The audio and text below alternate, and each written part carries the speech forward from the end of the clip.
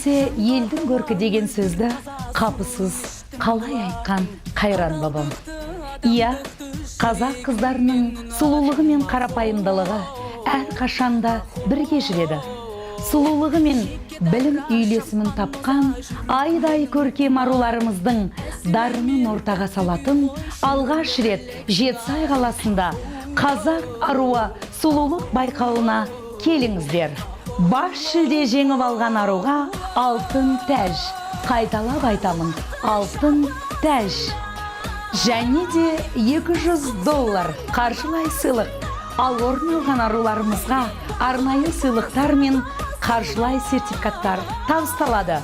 15 ақпаннан бастап 20 ақпанға дейін кастинг жалғасады. Іріктеуден өткен ару Құрманбек Жандарбеков атындағы Жетісай драма театрында ақтық мәреге бақ сынасады.